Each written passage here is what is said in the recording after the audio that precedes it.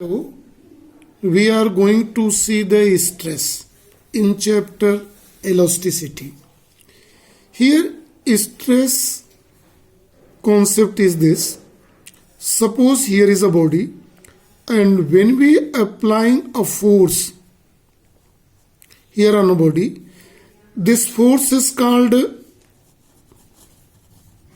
deforming force acting on the body. Due to this, there is a change in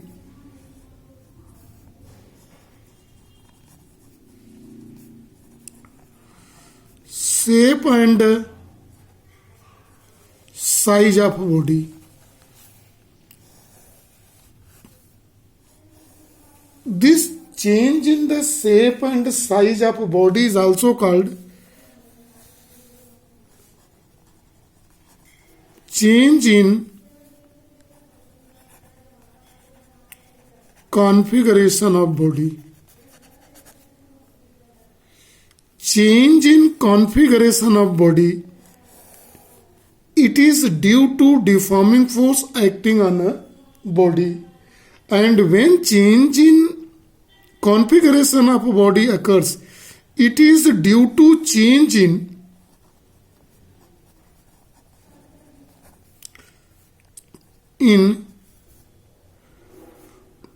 position of atom and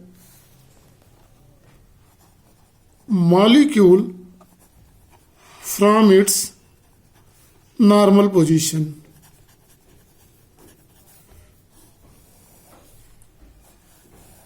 So these are here flow chart. Arrow is here. The deforming force acting on a body. As a result, there is change in shape and size of body. It means body is said to be deformed. In this condition, deformed. Body is said to be deformed. It is also called change in configuration of body, and it is due to change in the position of atoms or molecule in a body. Right? So, whenever this deformation occurs,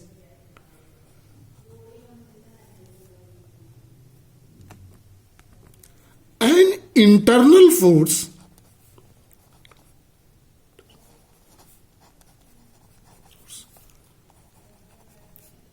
developed in a body. When it is internal force developed in a body, when body is deformed, and whose tendency to bring back body in original position.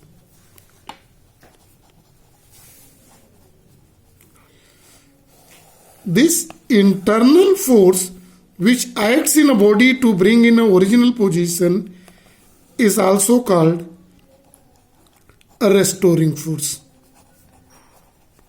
So a restoring force acting within a body. When this restoring force acting within a body, when a deforming force acting on a body bring deformed in a body, then an internal force develop whose tendency to neutralize this force and bring back the position of atoms or molecules in their initial positions. Right? So, stress is related with the restoring force. So, we may write this internal force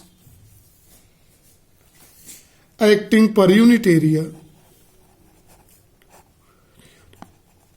area of a deformed body is called stress. This is very important to understand the concept of a stress. Now see, then we may write this stress is equal to restoring force per unit area. We may write this. In ideal condition,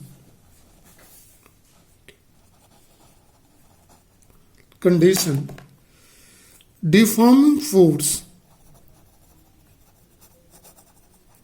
is equal to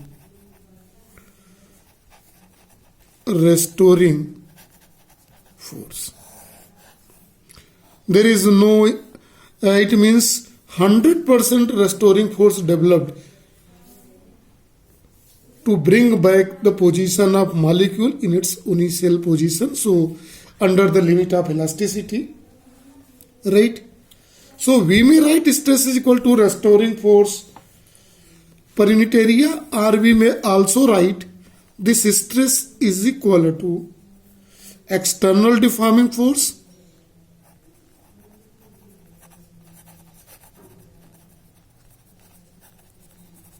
by area.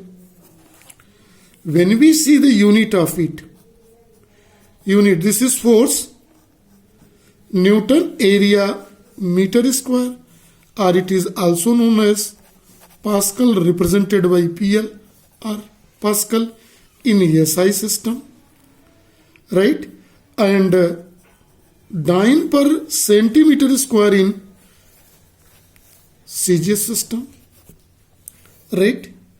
And one more thing, its dimension is, formula is, this is force by, so force is mlt minus 2 by area L square. On solving this, one may write m L inverse T minus 2. This is the dimensional formula of stress. Normally, stress is of two types. The first is called normal stress, and second is called tangential or shearing stress.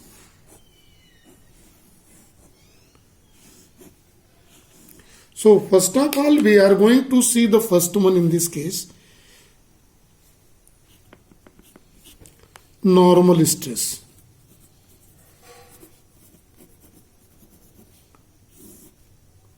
Normal stress is we can define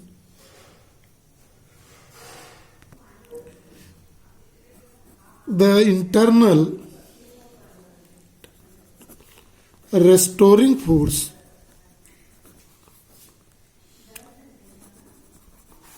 per unit area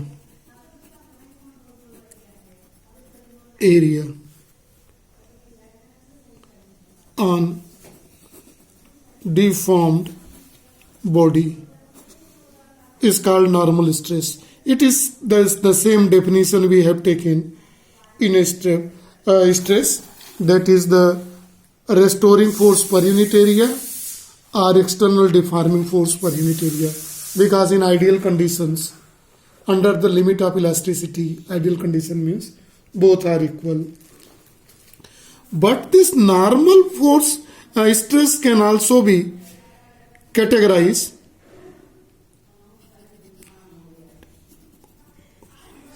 in three types. This is important to see here. In that, the first one is called tensile stress. To understand the tensile stress, let us see this diagram very carefully.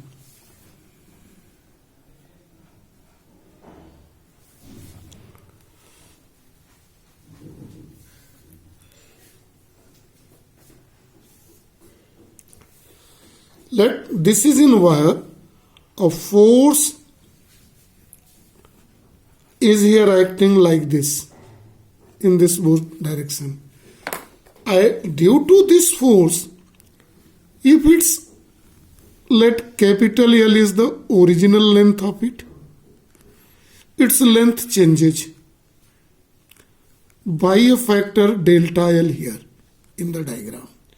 Or we may represent the same concept in this way.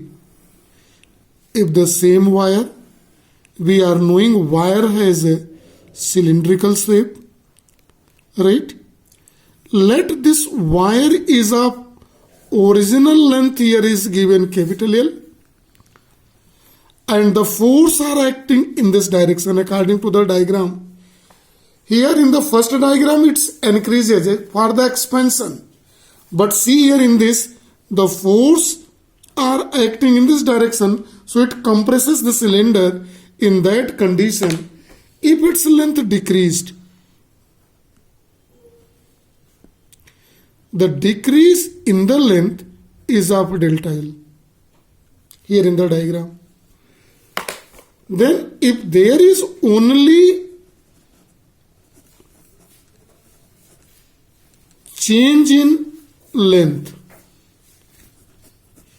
in comparison to the breadth and height of the wire, if thickness and other parameters only change and other change are negligible and can be neglected, then this type of stress is called tensile stress. So here only change in length occur, a remarkable change we may say only in the length, although there are change in all dimension.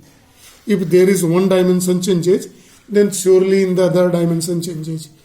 We are knowing in Searle apparatus experiment, when you are obtaining elasticity of a steel wire, in which the change in the length is measurable, and in other dimension the change is so less and can be neglected, is come under the tensile stress.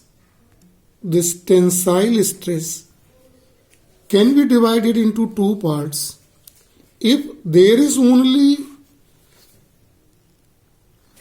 see in this, increase in length here in the first diagram. If in the second diagram, if there is decrease in the length due to the force, compression force, is known as a compressive stress, and if it is increase in length is known as a tensile stress.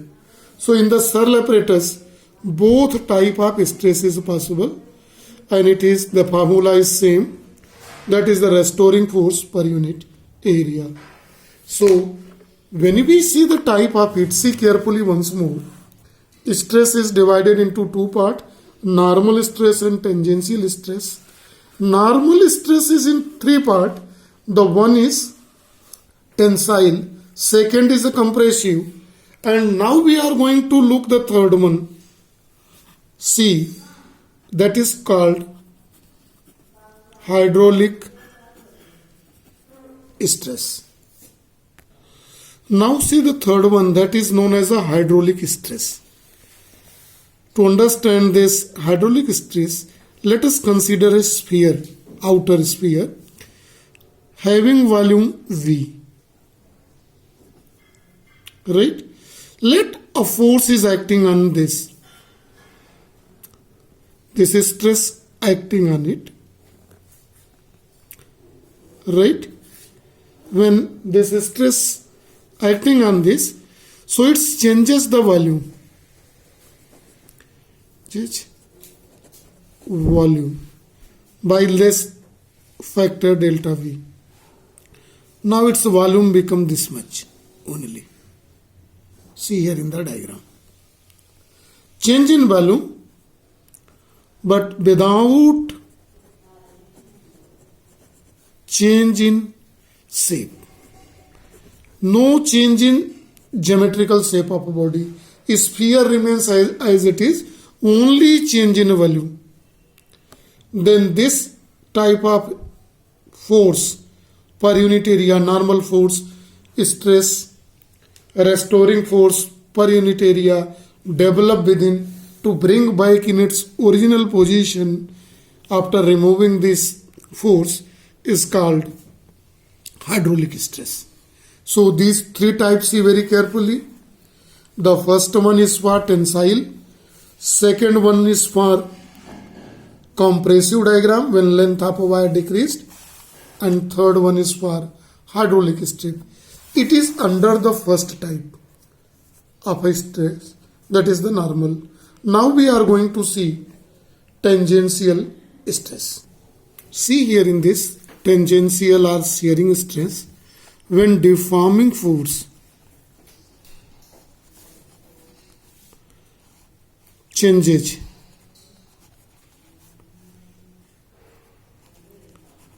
shape and size of body. Deforming force changes, but no change in or without changing in volume. No change in the volume of a body. Volume remains as it is constant, but changes shape and size of body. Then whatever this force is acting here in it to produce the internal restoring force is called tangential stress. This can be understood clearly here in this diagram. To understand it, see carefully. Let us see this cuboid. Here in it, let a force is acting on it. When let this force acting on it, let it changes the dimension in this way. It is represented by, when it is changed in same way,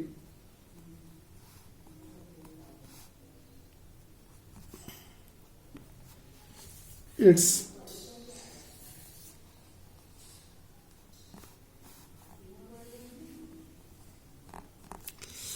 so this changes. So this portion here, this portion, when this deforming force acting here in this way, it bends, moved inside, and the same portion moved outside in such a way that no change in volume, without change in volume, our volume remains constant. Change in only shape and size of a body. When deforming force acting on it, in that condition, the internal force developed within it per unit area is called tangential force or tangential stress force or stress or shearing stress. So here in the whole of the explanation, we understand clearly about the type of stress. In that type of stress, the two major type, normal stress and shearing stress. And the formula of shearing strain is very important here. Shearing stress is same like as that. It is also tangential force acting per unit area of the body. This is about the whole topic. Thank you and have a nice day to all.